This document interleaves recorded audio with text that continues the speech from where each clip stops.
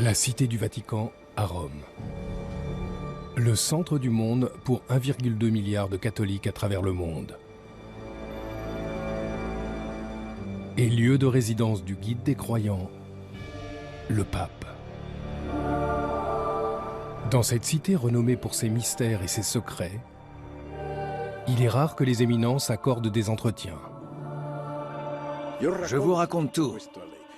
Vous choisirez dans mon récit les éléments qui vous sembleront les plus appropriés.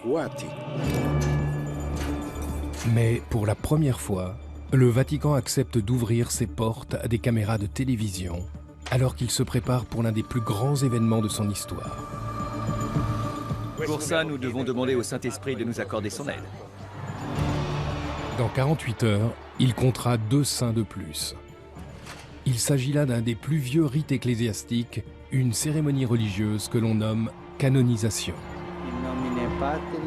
Parmi les invités, des personnes considérées comme des miracles vivants dont l'histoire semble défier toute logique. Le miracle est un fait que la science ne peut expliquer. Le Saint-Père est sur le point de partir. Nous allons vivre depuis les coulisses une journée particulière. À cet instant, le monde chrétien retient son souffle, tout comme nous. Un voyage au cœur des secrets du Vatican.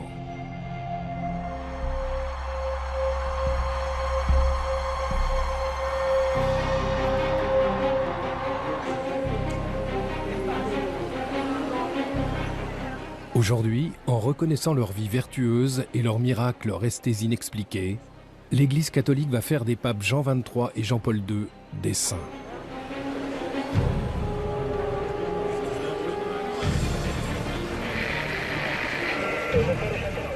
Un million de pèlerins venus du monde entier ont envahi la place Saint-Pierre et les rues adjacentes. Sont également présents des chefs d'État. La vigilance est à son maximum. À travers le monde, plus d'1 milliard de téléspectateurs suivent le déroulement des festivités.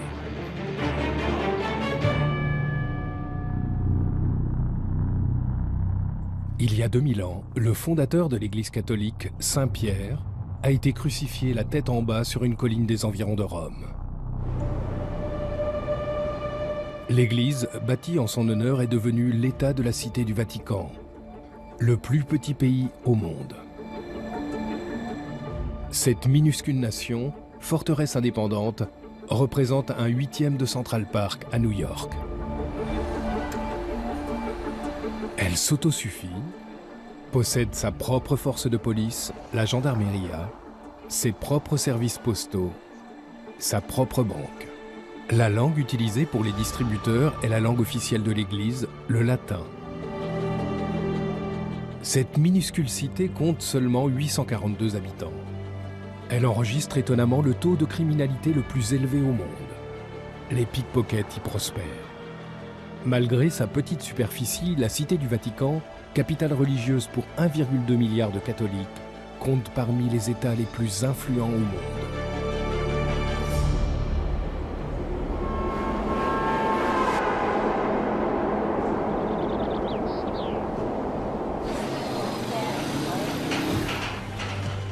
Dans 48 heures, se tiendra un événement qui mettra en valeur nombre de réformes qui ont influencé l'Église ces dernières décennies. Doucement. Restez au-dessous, soulevez-le doucement. Lors d'une cérémonie protocolaire, 2 grands réformateurs, le pape Jean XXIII et le pape Jean-Paul II, qui furent tous deux source de changement dans l'Église catholique, seront déclarés saints.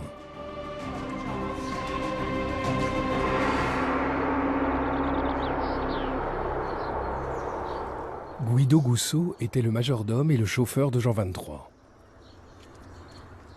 Il m'a demandé, tout est prêt? Après le déjeuner, nous allons faire une course. Jean XXIII était un homme prêt à bousculer les règles. J'ai ouvert le portail, j'ai sorti la voiture Le Saint-Père était assis à l'intérieur. Les gardes suisses se sont fâchés, la police italienne aussi, car le pape était sorti sans escorte, sans personne. Plus que de s'échapper, il avait envie d'être libre. Il voulait rencontrer les gens, parler avec eux, connaître les personnes.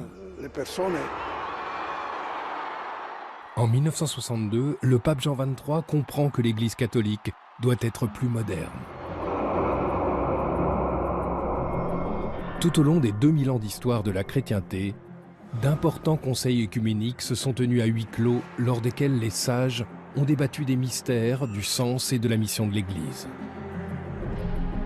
Avec le Concile Vatican II, convoqué par Jean XXIII, l'approche de l'Église envers ses fidèles a changé. Parmi les réformes importantes, celle d'autoriser que la traditionnelle messe en latin puisse être dite dans des langues modernes. Jean XXIII a révolutionné le langage de l'Église.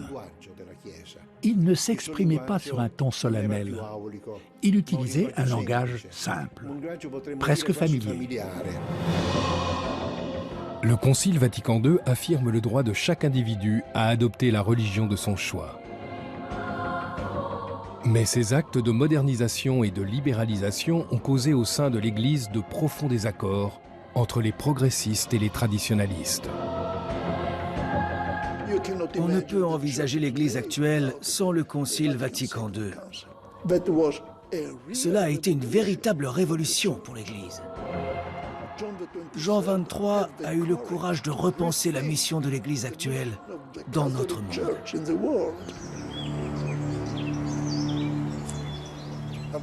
Le pape Jean XXIII était un homme qui avait les pieds sur terre.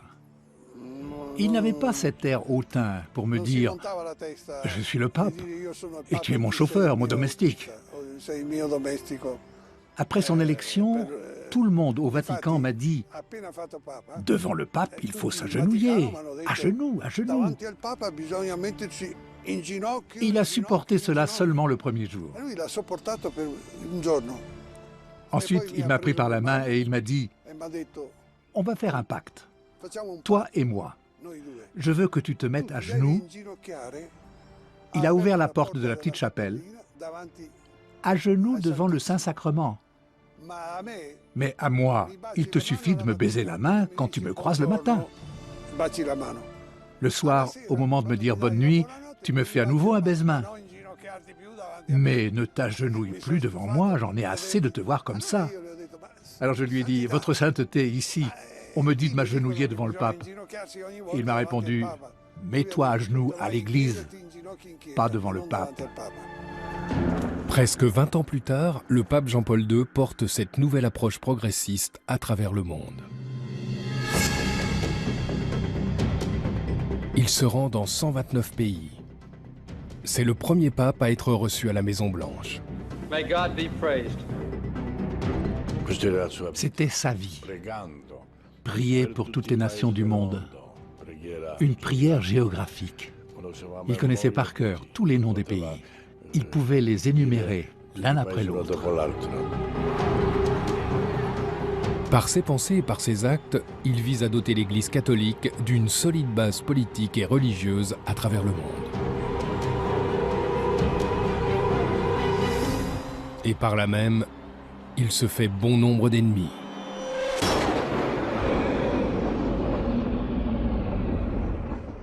Sans Jean XXIII, sans Jean-Paul II, on ne peut pas comprendre le pape François.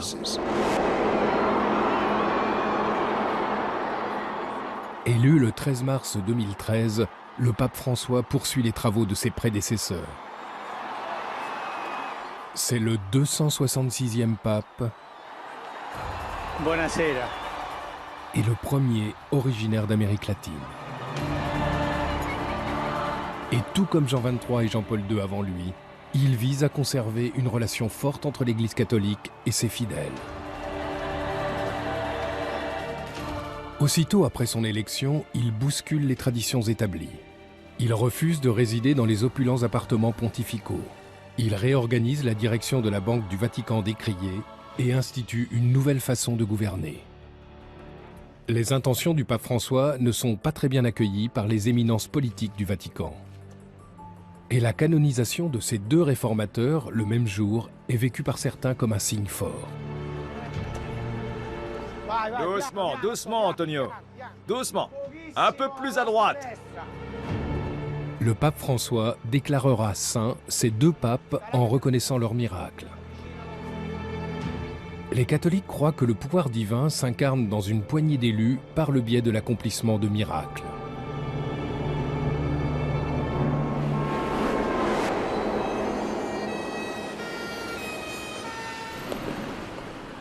La canonisation est l'aboutissement d'une enquête de 7 années menée par une personne qui n'aime guère les caméras.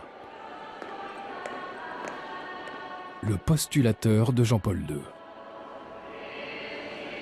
Les postulateurs sont des agents du Vatican chargés de rassembler les preuves afin d'accorder la sainteté.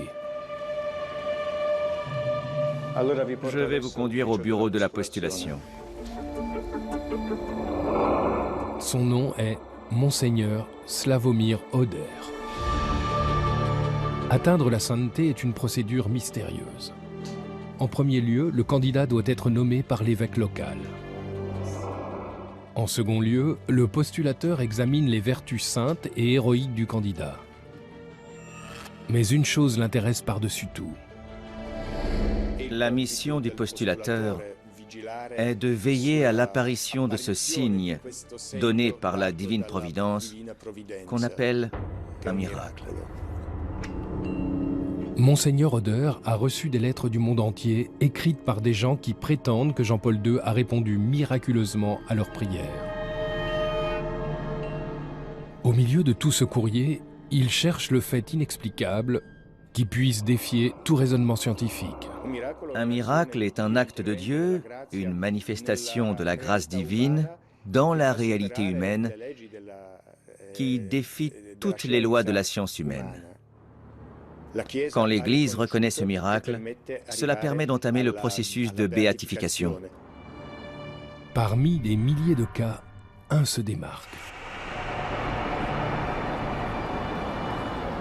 Quelques mois seulement avant le tournage de ces images, la Française sœur Marie-Simon-Pierre était incapable de marcher. Alitée, atteinte de la maladie de Parkinson, elle implore par la prière l'aide de Jean-Paul II. 2 mois après le décès du pape, elle se lève de son lit et se remet à marcher. Cette incroyable guérison déconcerte les médecins. L'Église attribue officiellement ce miracle à Jean-Paul II. Ce qui rend possible sa béatification. Il est devenu bienheureux, c'est-à-dire glorifié. Il n'est plus qu'à un pas de la sainteté. Un seul miracle est nécessaire pour accéder à la béatification. Pour la canonisation, il est nécessaire d'avoir accompli un deuxième miracle. La veille de la canonisation, une invitée particulière, indispensable au rituel, arrive au Vatican. Voici Madame Floribette, la femme miraculée.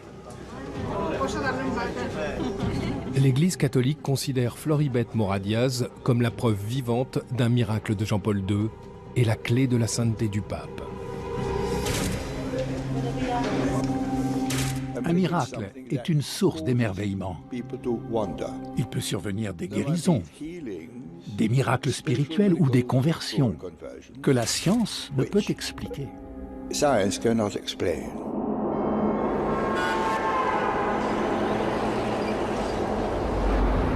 Le 8 avril 2011, Floribette est conduite à l'hôpital avec une très forte migraine. Un examen d'IRM indique la présence d'un anévrisme dans la partie droite du cerveau. Elle apprend qu'il ne lui reste plus qu'un mois à vivre. À cette époque, ma fille était au début de sa grossesse. Je me rappelle que Gabriella m'a dit « Maman, tu dois te battre pour guérir. Je veux que tu connaisses mon bébé. » Je ne pouvais pas voir mes enfants souffrir. Ils restaient dans ma chambre. Ils me touchaient, car je n'arrivais pas à comprendre si j'étais endormie ou si j'étais morte. Mourante, Floribette regarde la messe de béatification de Jean-Paul II à la télévision. Je m'adressais toujours à lui. Je lui disais, mon bon Jean-Paul II, toi qui es si proche de Dieu, dis-lui que je ne veux pas mourir. Je veux vivre pour mes enfants. Ils sont ce qu'il y a de plus important pour moi. Mes enfants et ma famille, c'est ma priorité. Puis, Floribet sombre dans un profond sommeil.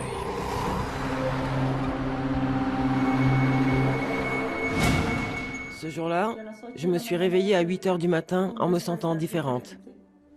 J'ai entendu cette voix qui me disait « Lève-toi » et elle a répété « Lève-toi ». Sa santé s'est améliorée. Un nouvel examen d'IRM révèle que l'anévrisme a disparu. Jamais on n'a vu un anévrisme guérir spontanément. Le Vatican invite Floribet à Rome pour se soumettre à une batterie de tests. Dans le cas de Floribet, il y a eu une disparition complète de l'anévrisme cérébral que la science ne peut expliquer. D'un point de vue scientifique, cela ne pouvait pas se produire. S'il y a bien eu un anévrisme, rien ne semble pouvoir expliquer cette guérison.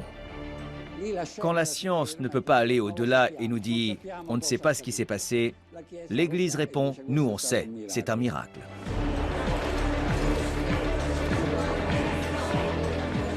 Ce miracle a été décisif pour la canonisation de Jean-Paul II, car c'est ce qu'on appelle un miracle au premier degré, qui induit une transformation organique inexplicable.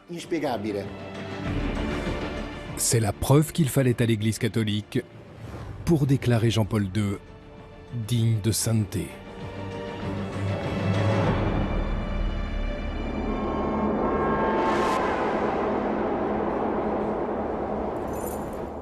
Le père Pavel Bénédict s'apprête à préparer un élément clé de la canonisation dans l'une des pièces les plus importantes du Vatican. C'est ici que sont conservées les reliques des saints. Les reliques des saints sont habituellement des petits fragments d'os. Il s'agit de fragments des corps de saints, des fragments de crâne, d'oreilles, de mains, de dents, qui ont été récoltés durant 2 millénaires. Voici un fragment d'os de Sainte Jeanne Jugan, une sœur qui a consacré sa vie aux pauvres et aux vieillards. Voici un fragment du corps de Saint Jean-Gabriel Père Board, un missionnaire français exécuté par les Chinois en 1840. Il a été torturé, attaché à une croix, puis tué par strangulation.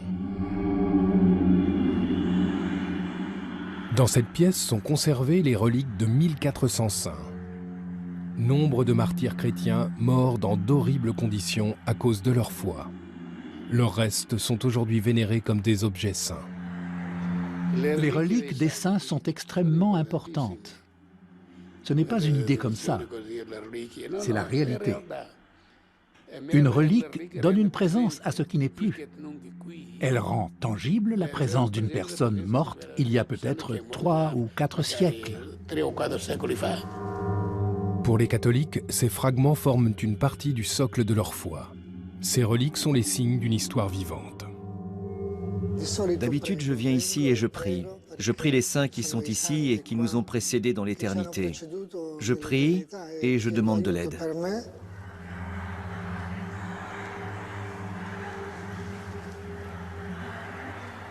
Parmi ce grand nombre de dents et d'ossements se trouve un tube rempli de sang. Voici le sang de Jean-Paul II. La relique n'a jamais été ouverte. Le sang a été prélevé 4 jours avant sa mort. Nous avons ensuite fait fabriquer ce reliquaire. C'est lui qui sera utilisé dimanche lors de la cérémonie de canonisation. Évidemment, la relique du sang de Jean-Paul II est la plus éloquente, car il a littéralement versé son sang. Le 13 mai 1981, Le sang de Jean-Paul II coule à l'endroit même où il sera canonisé.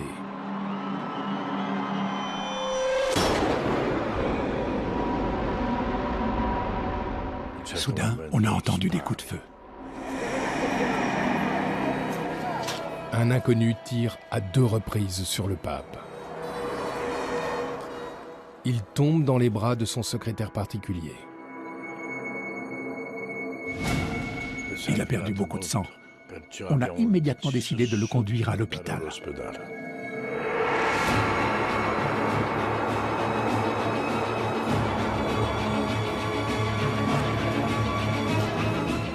Tandis que les chirurgiens s'activent, il perd pratiquement les 3/4 de son sang. Pope John Paul II remains in surgery in a hospital in Rome. He's been in surgery now almost 3 hours. Les médecins n'entendaient presque plus battre son cœur. Buzzanetti est venu me voir et m'a dit « Donne-lui le sacrement des malades et l'absolution. » À l'hôpital, le pape Jean-Paul II se bat pour survivre. Le tireur, lui, est arrêté.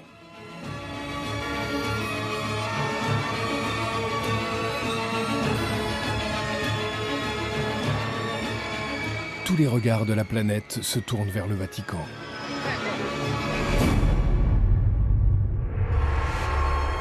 Le lendemain matin, après l'opération, le monde entier attend des nouvelles de Jean-Paul II. The news is that the Pope is having a very good recovery from 5.5 hours of surgery. Alors qu'il se rétablit, alité, le pape commence à relier cette agression à l'une des prophéties les plus mystérieuses de l'Église catholique. Selon la tradition catholique, en 1917, la Vierge Marie apparaît à 3 enfants dans la ville portugaise de Fatima. Elle leur révèle 3 prophéties, 3 secrets, qui sont couchés sur le papier, mis dans des enveloppes scellées et envoyés au Vatican. Le premier des secrets est une vision de l'enfer. Le second enseigne la façon dont les pécheurs peuvent se racheter. Le troisième reste dans son enveloppe, à l'abri au cœur du Vatican. On a tiré sur le pape Jean-Paul II le 13 mai, 64 ans exactement après l'apparition de Fatima. Le pape a alors demandé qu'on lui apporte l'enveloppe qui était scellée depuis 1942. Il ouvre l'enveloppe et lit le 3e secret de Fatima. Tout à coup, 2 balles le percutèrent.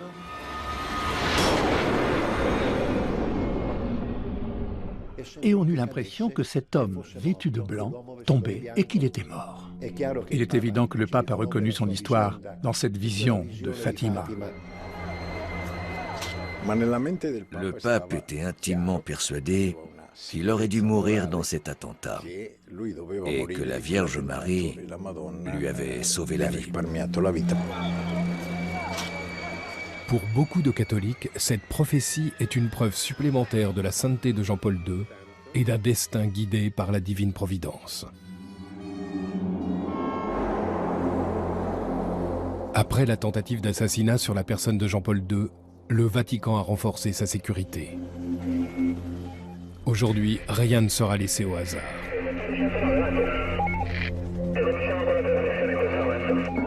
Voici l'homme chargé d'assurer la sécurité du pape et de millions de visiteurs.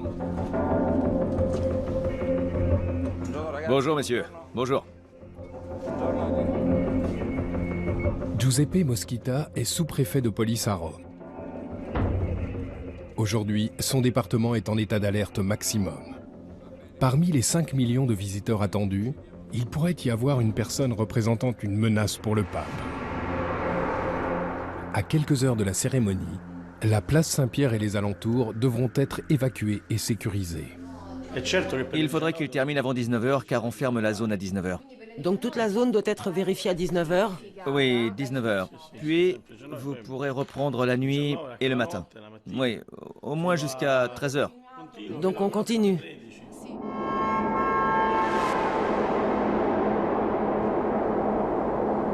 La police de Rome est en charge de la sécurité publique.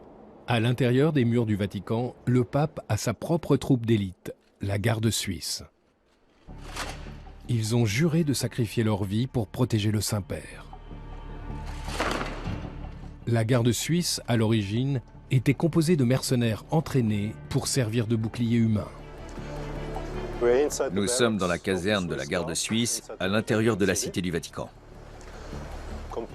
Elle est composée de différents bâtiments. On compte actuellement 110 gardes. Leur uniforme traditionnel est toujours fait sur mesure, à la main.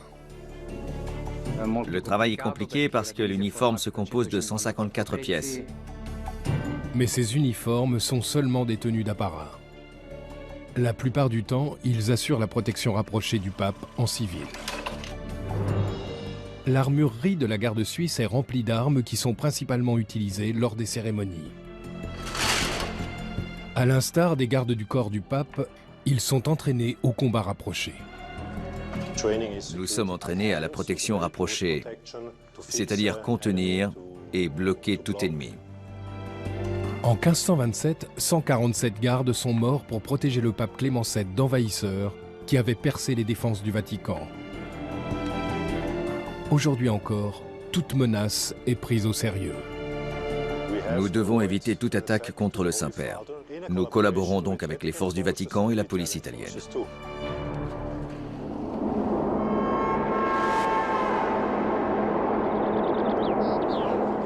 La police italienne, conduite par le sous-préfet Giuseppe Moschita, doit maintenant disperser les milliers de pèlerins de la place Saint-Pierre pour vérifier l'éventuelle présence d'une bombe. Nous allons évacuer la zone. L'entrée se fera par la Via della Conciliazione. Vous devez aller là-bas, vous ne pouvez pas entrer par ici. D'accord. Le seul point d'accès se situe Via della Conciliazione. La foule, qui veut à tout prix être aux premières loges pour la cérémonie du lendemain, bloque le passage. Attends. Bloque-les, on doit libérer le passage. Attends, je te le dis maintenant. À 13h de la cérémonie de canonisation, la police ne peut accuser aucun retard dans cette importante procédure de contrôle. Alors? L'heure tourne. Le sous-préfet Moschita doit faire appel à des renforts. Qui est le chef d'équipe? Il y a 4 personnes là. Messieurs, laissez passer, il faut avancer. Avancez, s'il vous plaît. Avancez. Avancez. Désolé, vous ne pouvez pas rester ici. Merci. Merci. Tandis que la foule se disperse, les forces spéciales commencent l'inspection, y compris des lieux insoupçonnés. Giovanni Petrocci est chargé de sécuriser les zones les plus dissimulées. Un labyrinthe de tunnels situé sous la place. L'officier ne porte aucune sorte de protection et ignore ce qu'il pourrait rencontrer.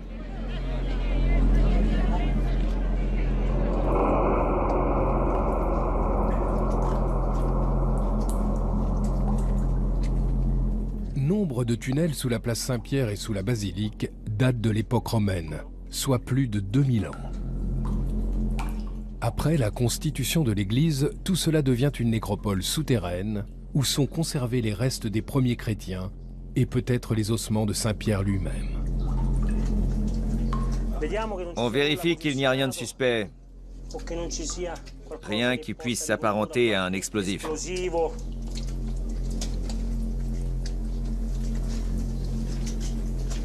Regarde cette bouteille là-dessous. Il y a des traces d'activité humaine. Il y a quelque chose dedans? Non. Très bien.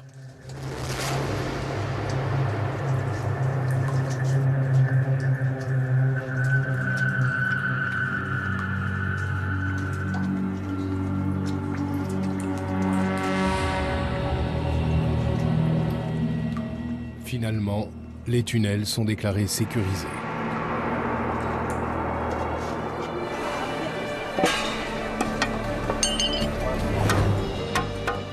Les accès sont scellés au fer à souder pour empêcher toute intrusion.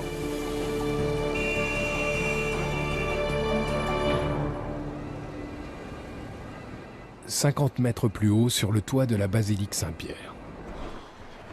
Nous y voilà. Andrea Benedetti, chef d'équipe des ouvriers de la basilique, vérifie une dernière fois qu'aucun intrus n'a pénétré dans ce tunnel de maintenance secret. À droite, nous avons le toit de la chapelle del Coro.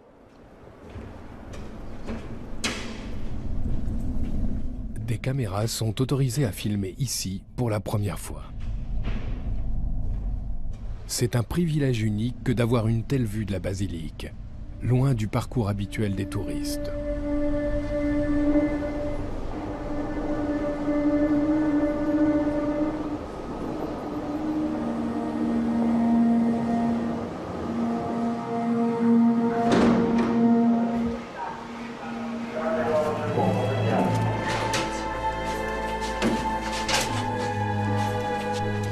On vit cette préparation de la cérémonie de canonisation de manière très particulière, car presque toutes les personnes qui travaillent au Vatican ont eu l'honneur de connaître Jean-Paul II. C'était en 1995. Je travaillais ici depuis peu, peut-être depuis 6 mois. Et j'étais de service devant la porte de la basilique avec un de mes collègues. Jean-Paul II est entré pour célébrer la première messe de Noël. On a eu l'honneur d'être présentés. Il nous a salués et la première chose qu'il m'a dite quand je suis allé le saluer, il m'a dit « Merci ». Je vous laisse imaginer l'émotion que j'ai ressentie.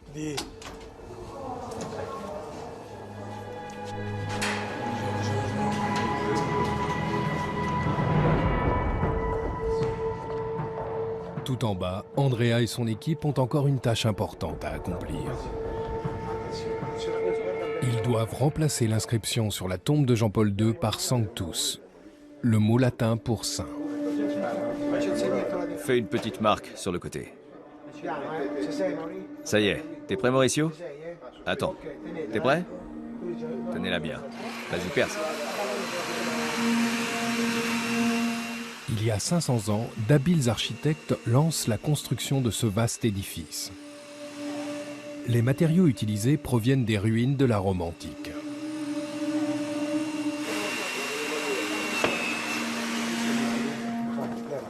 « 120 années seront nécessaires pour ériger la basilique. L'édifice n'a jamais cessé de subir des modifications. Les cales sont posées, la colle prend. Les ouvriers du Vatican prient pour le futur saint. Saint Jean-Paul II, priez pour nous. Puisse Dieu Tout-Puissant, par l'intercession de Saint Jean-Paul II, vous bénir et vous protéger au nom du Père, du Fils et du Saint-Esprit. Amen.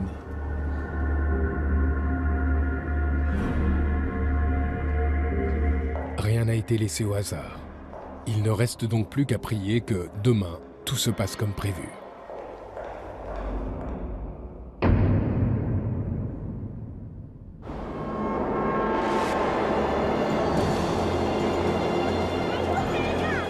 À 3 heures du matin, les portes de la place Saint-Pierre s'ouvrent. 1 million de pèlerins se bousculent afin d'être les mieux placés. Ils sont prêts pour 6 heures d'attente inconfortable.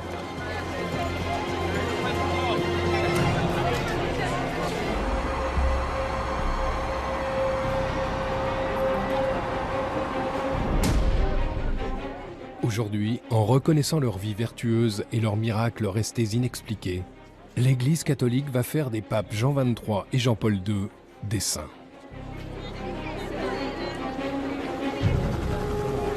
Des hélicoptères de la police se déploient pour surveiller cette immense foule. 1 million de pèlerins ont veillé toute la nuit. La place Saint-Pierre est noire de monde. Avec la présence de chefs d'État, la gendarmerie mène une importante mission de sécurité. Et les snipers de la police se mettent en position.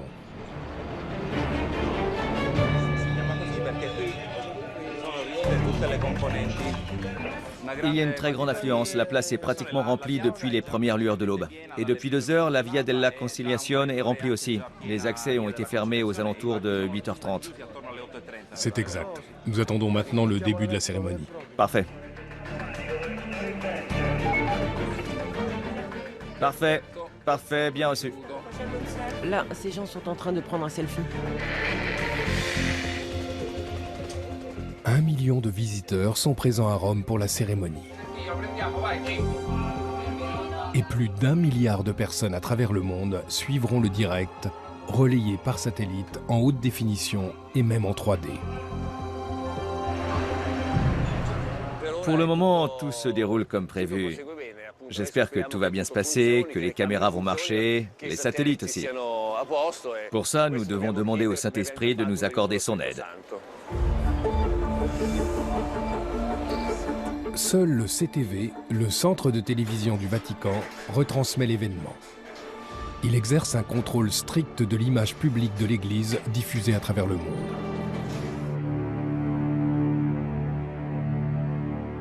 Nous avions la très grande responsabilité de filmer et de retransmettre au monde les images de Jean-Paul II dans sa fragilité et même dans sa maladie. Jean-Paul II voulait être vu et connu, même dans sa grande faiblesse. Nous devions en être les principaux intermédiaires par le biais de la télévision, avec beaucoup de respect et beaucoup d'amour. J'ai donc vécu avec une grande intensité les dernières années de la vie de Jean-Paul II à travers le regard de la caméra, qui était toutefois très proche, très intime et guidé par un respect et un attachement à sa personne et au témoignage humain et profond de sa foi durant ces années.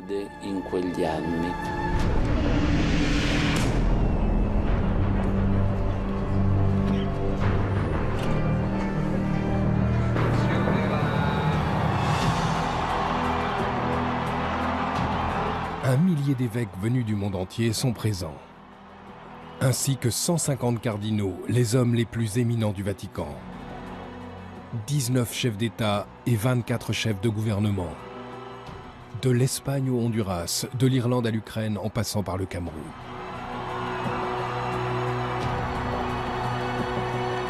Une multitude de personnes qui en attendent une seule. Le pape François. Depuis une salle de contrôle secrète au cœur du Vatican, la gendarmerie suit le parcours du pape. Bloquez la circulation. C'est le moment où le pape est le plus exposé. La voiture démarre. Le 112 à toutes les unités, le Saint-Père est sur le point de partir. Au 112, bien reçu. Durant 3 minutes, tout mouvement au cœur de la cité du Vatican est proscrit, le temps que le pape rejoigne la basilique Saint-Pierre pour la cérémonie.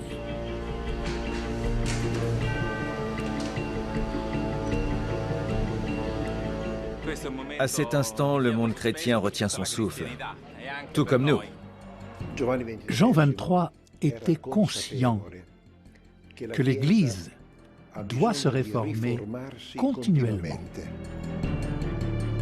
Jean-Paul II a été pape durant 26 ans. Il voulait encourager l'homme, l'aider à défendre ses droits fondamentaux et à poursuivre ses aspirations légitimes, afin que l'homme ne soit pas privé de ses droits fondamentaux, imprescriptibles et naturels.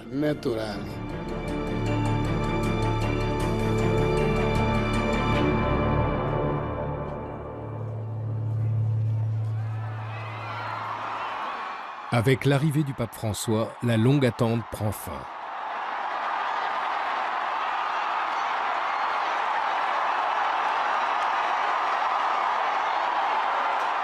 Alors que la cérémonie débute, Monseigneur Dario Vigano observe avec nervosité. L'événement touche des millions de téléspectateurs à travers le monde.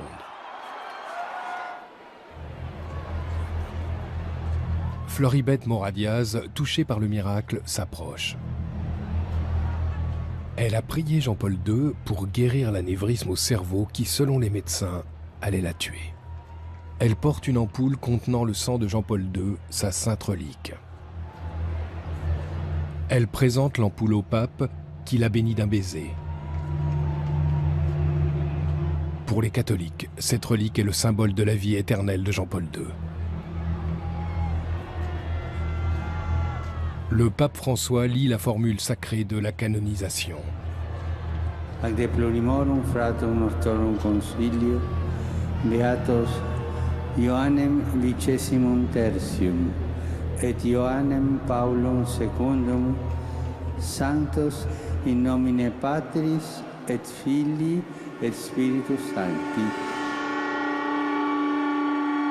Par ces mots en latin, il proclame officiellement l'existence de 2 nouveaux saints.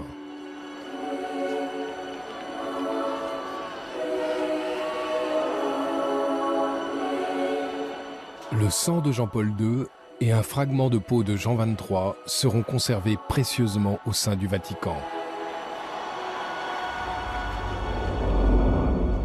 Les reliques des 2 nouveaux saints seront vénérées par des millions de personnes à travers le monde.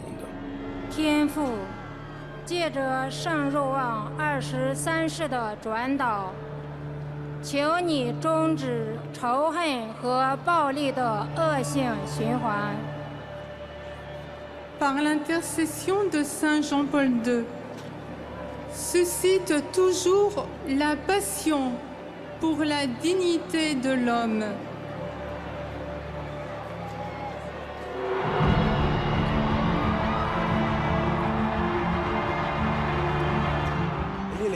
L'émotion était à son comble. C'est difficile à décrire. C'est une émotion, un frisson qui vous parcourt tout le corps. Le voir là aujourd'hui est la plus belle chose qui soit. Cela donne des frissons car on pense que les saints ne vivent pas sur la terre, qu'ils sont différents ou du moins qu'ils ne mènent pas une vie normale. Mais lui, il a vécu une vie normale. Il était évêque de Rome, il était le pape, il était l'évêque de Cracovie, il était prêtre. Maintenant, il est officiellement un saint. Je pense que je pleurerai un peu. De joie, pas de tristesse. Car c'est une chose incroyable pour moi, cet homme avec lequel j'ai vécu tant d'années. Maintenant, je l'appellerai saint.